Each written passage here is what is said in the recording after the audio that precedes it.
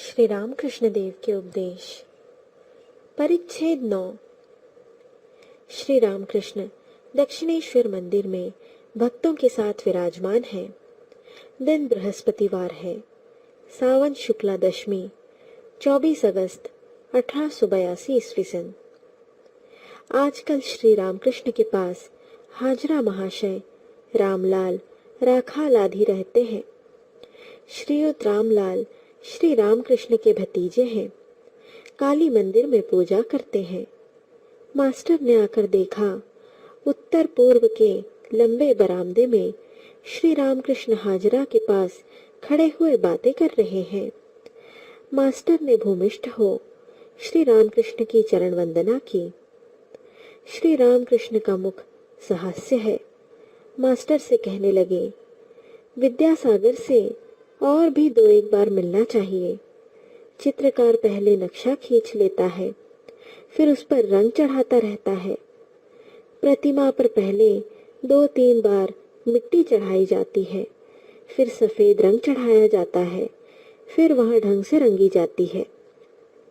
विद्यासागर का सब कुछ ठीक है, सिर्फ ऊपर कुछ मिट्टी पड़ी हुई है।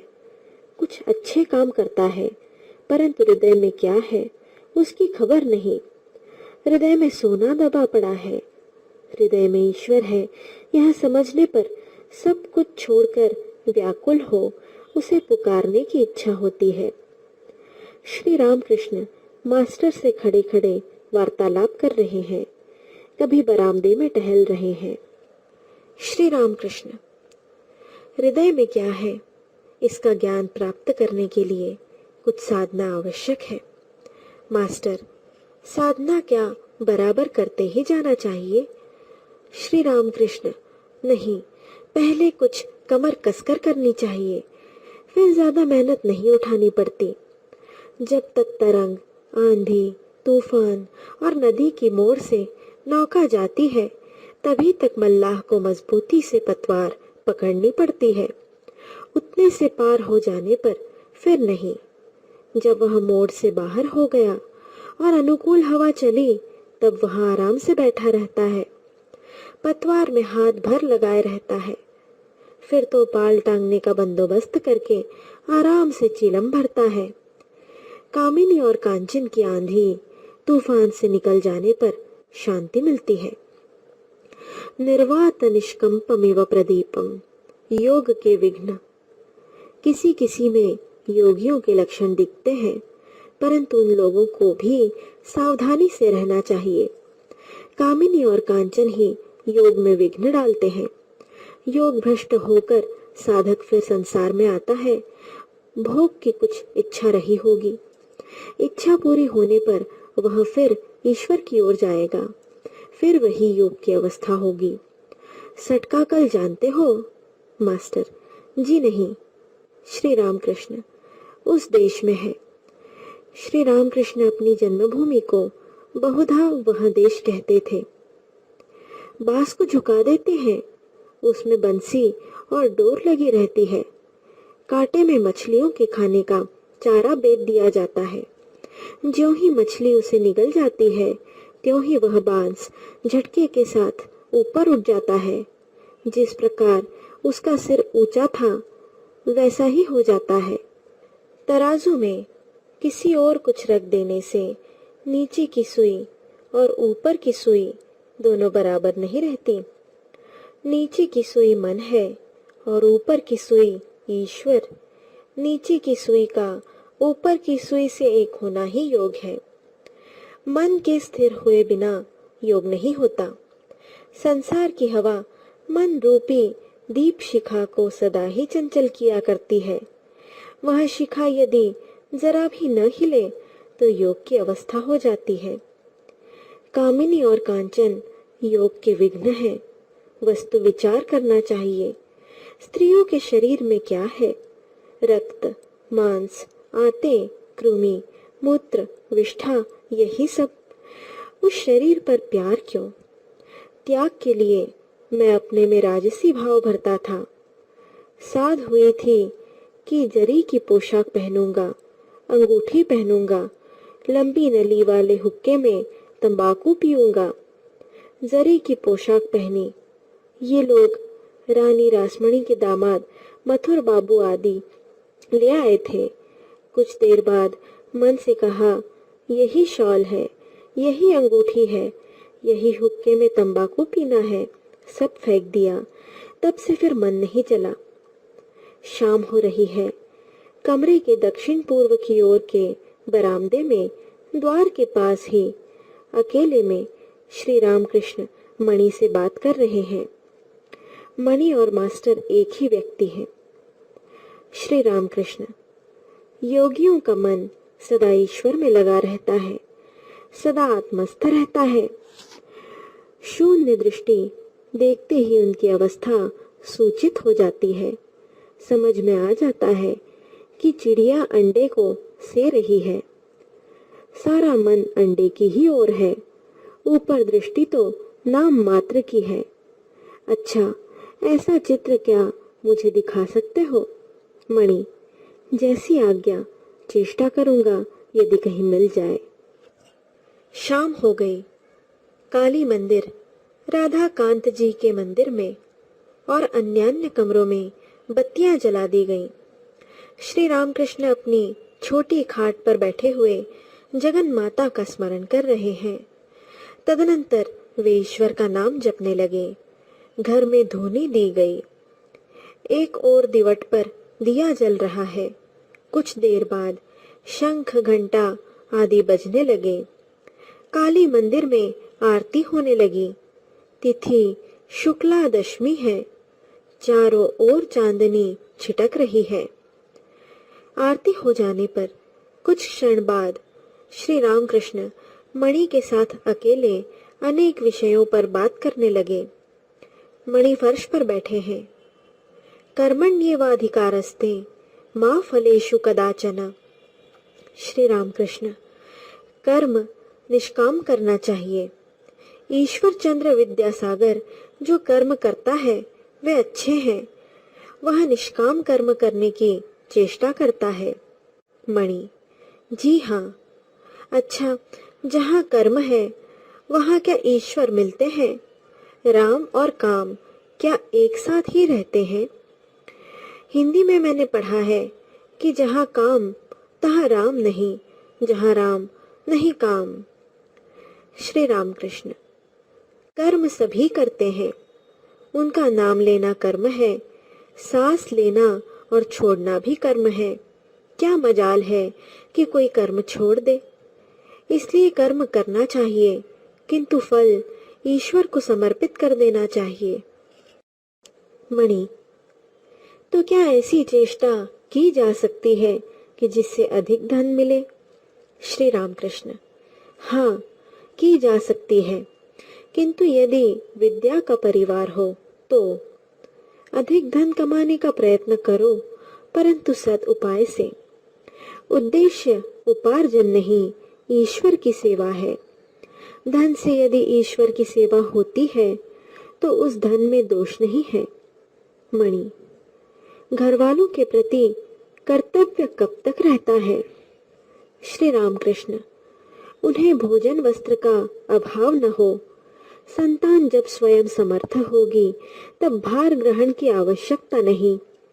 चिड़ियों के बच्चे जब खुद चुगने लगते हैं तब माँ के पास यदि खाने के लिए आते हैं तो माँ चोंच मारती है। मणि, कर्म कब तक करना होगा? श्री रामकृष्ण, फल होने पर फूल नहीं रह जाता। ईश्वर लाभ हो जाने से कर्म नहीं करना पड़ता, मन भी नहीं लगता। ज्यादा शराब पी लेने से मतवाला होश नहीं संभाल सकता। 2 अन्नी भर पीने से कामकाज कर सकता है। ईश्वर की ओर जितना ही बढ़ोगे उतना ही वे कर्म घटाते रहेंगे। डरो मत। गृहस्थ की बहू जब लड़का होने वाला होता है तब उसकी सास धीरे धीरे काम घटाती जाती है। 10वें महीने में काम छूने भी नहीं देती। लड़का होने पर वह उसी को लिए रहती है। जो कुछ कर्म है जहाँ वे समाप्त हो गए कि चिंता दूर हो गई। गृहिणी घर का सारा कामकाज समाप्त करके जब कहीं बाहर निकलती है तब जल्दी नहीं लौटती, बुलाने पर भी नहीं आती। मणि: अच्छा, ईश्वर लाभ के क्या माने हैं? ईश्वर दर्शन किसे कहते हैं और किस तरह होते हैं? श्री रामकृष्ण: वैष्णव कहते हैं कि ईश्वर मार्ग के पथिक 4 प्रकार के होते हैं: प्रवर्तक, साधक, सिद्ध और सिद्धों में सिद्ध। जो पहले ही पहल मार्ग पर आया है वह प्रवर्तक है। जो भजन पूजन जप ध्यान नाम गुण कीर्तन आदि करता है वह साधक है। जिसे ईश्वर के अस्तित्व का अनुभव मात्र हुआ है वह सिद्ध है। उसकी वेदांत में एक उपमा है। वह यहाँ कि अंधेरे घर में बाबूजी सो रहे हैं, कोई टटोल कर उन्हें खोज रहा है। कोच पर हाथ जाता है तो वह मन ही मन कह उठता है यह नहीं है। झरोखा छू जाता है तो भी कह उठता है यह नहीं है। दरवाजे में हाथ लगता है तो भी नहीं है। नेति नेति नेति। अंत में जब बाबूजी की देह पर हाथ लगा तो कहा यहाँ बाबूजी यहाँ है, अर्थात अस्थि का बोध हुआ।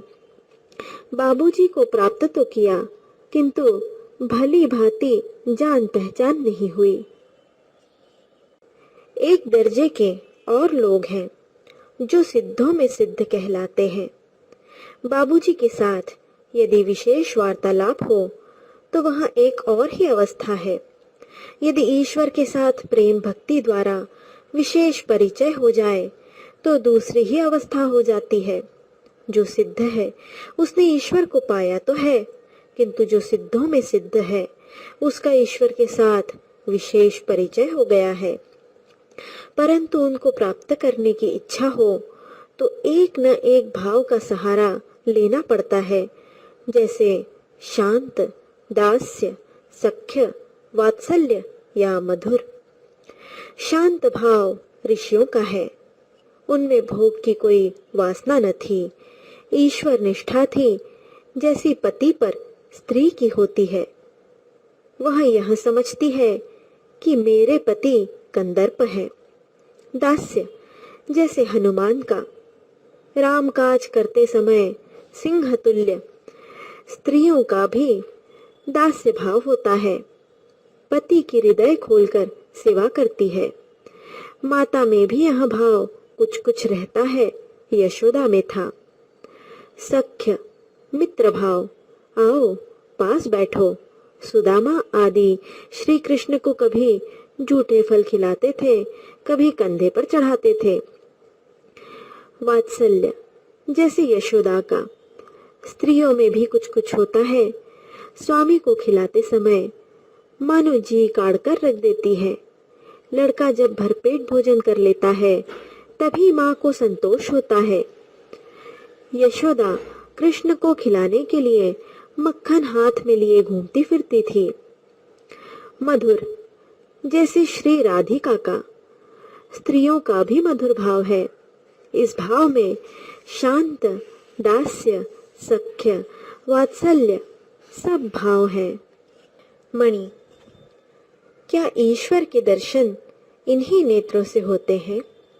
श्री रामकृष्ण: चर्म चक्षु से उन्हें कोई नहीं देख सकता। साधना करते करते शरीर प्रेम का हो जाता है। आंखें प्रेम की, कान प्रेम के। उन्हीं आंखों से वे दिख पड़ते हैं। उन्हीं कानों से उनकी वाणी सुन पड़ती है। और प्रेम का लिंग और योनि भी होती है। यह सुनकर मणि खिलखिलाकर हंस पड़े। श्री रामकृष्ण जरा भी नाराज न होकर फिर कहने लगे, श्री रामकृष्ण, इस प्रेम के शरीर में आत्मा के साथ रमण होता है। मणि फिर गंभीर हो गए। श्री रामकृष्ण, ईश्वर को बिना खूब प्यार किए दर्शन नहीं होते। खूब प्यार करने से चारों ओर ईश्वर ही ईश्वर दिखते हैं। जैसे पीलिया हो जाता है, उसे चारों ओर पीला दिखाई पड़ता है। तब मैं वही हूँ यह बोध भी हो जाता है। मतवाले का नशा जब खूब चढ़ जाता है तब वह कहता है, मैं ही काली हूँ। गोपियां प्रेमोन्मत्त होकर कहने लगी, मैं ही कृष्ण हूँ। दिन रात उन्हीं की चिंता करने से चारों ओर वे ही दिख पड़ते हैं। जैसे थोड़ी देर दीप शिखा की ओर ताकते रहो तो फिर चारों ओर सब कुछ शिखामय ही दिखाई देता है। मणि सोचते हैं कि वहां शिखा तो सत्य शिखा है नहीं। अंतर्यामी श्री राम कृष्ण कहने लगे, चैतन्य की चिंता करने से कोई अचेत नहीं हो जाता। शिवनाथ ने कहा था, ईश्वर की बार बार चिंता करने से लोग पागल हो जाते हैं। मैंने उससे कहा, चैतन्य की चिंता करने से क्या कभी कोई चैतन्यहीन होता है? मणि, जी समझा। यहाँ तो किसी अनित्य विषय की चिंता है नहीं। जो नित्य और चेतन है उनमें मन लगाने से मनुष्य अचेतन क्यों होने लगा? श्री रामकृष्ण प्रसन्न होकर, यह उनकी कृपा है। बिना उनकी कृपा के संदेह भंजन नहीं होता। आत्मदर्शन के बिना संदेह दूर नहीं होता। उनकी कृपा होने पर फिर कोई भय की बात नहीं रह जाती।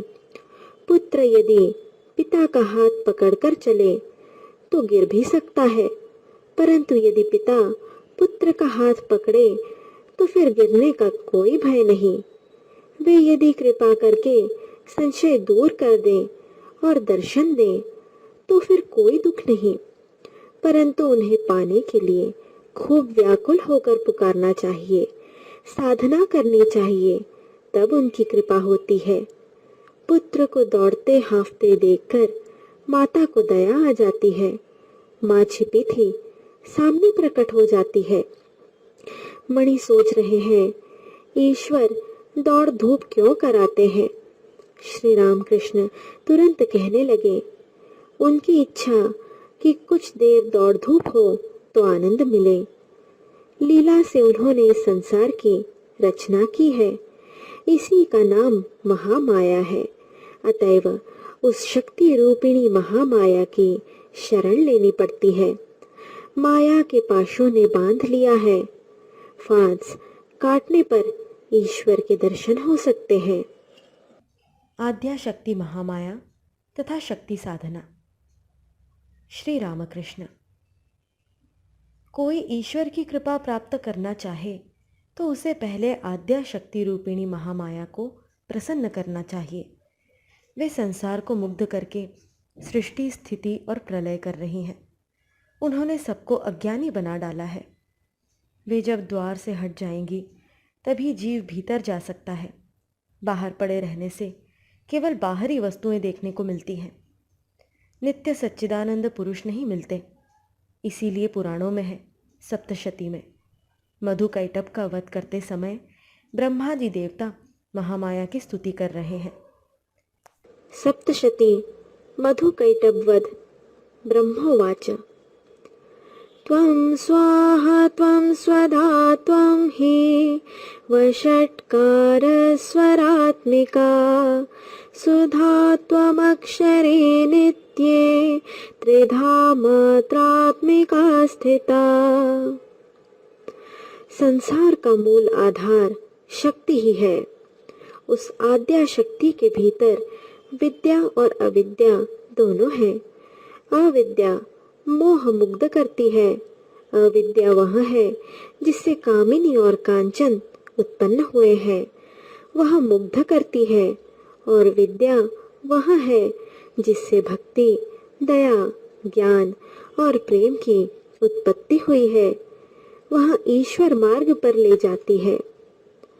उस अविद्या को प्रसन्न करना होगा, इसलिए शक्ति की पूजा पद्धति हुई। उन्हें प्रसन्न करने के लिए नाना भावों से पूजन किया जाता है, जैसे दासी भाव, वीर भाव, संतान भाव। वीर भाव अर्थात उन्हें रमन द्वारा प्रसन्न करना। शक्ति साधना सब बड़ी विकट साधनाएं थी, दिल लगी नहीं। मैं माँ के दासी भाव से और सखी भाव से 2 वर्ष तक रहा, परंतु मेरा संतान भाव है। स्त्रियों के स्तनों को मात्र स्तन समझता हूँ। लड़कियां शक्ति की एक एक मूर्ति है। पश्चिम में विवाह के समय वर के हाथ में छुरी रहती है। बंगाल में सरौता अर्थात उस शक्ति स्वरूपिणी कन्या की सहायता से वर माया पाश काट सकेगा। यह वीर भाव है। मैंने वीर भाव से पूजा नहीं की, मेरा संतान भाव था। कन्या शक्ति स्वरूपा है। विवाह के समय तुमने नहीं देखा, वर अहमक की तरह पीछे बैठा रहता है, परंतु कन्या निशंक रहती है। ईश्वर लाभ करने पर उनके बाहरी ऐश्वर्य, संसार के ऐश्वर्य को भक्त भूल जाता है। उन्हें देखने से उनके ऐश्वर्य की बात याद नहीं आती। दर्शन आनंद में मग्न हो जाने पर भक्त का हिसाब किताब नहीं रह जाता। नरेंद्र को देखने पर तेरा नाम क्या है, तेरा घर कहाँ है, यहाँ कुछ पूछने की जरूरत नहीं रहती। पूछने का अवसर ही कहाँ है। हनुमान से किसी ने पूछा आज कौन सी तिथि है। हनुमान ने कहा, भाई मैं दिन, तिथि, नक्षत्र कुछ नहीं जानता, मैं केवल श्री राम का स्मरण किया करता हूँ।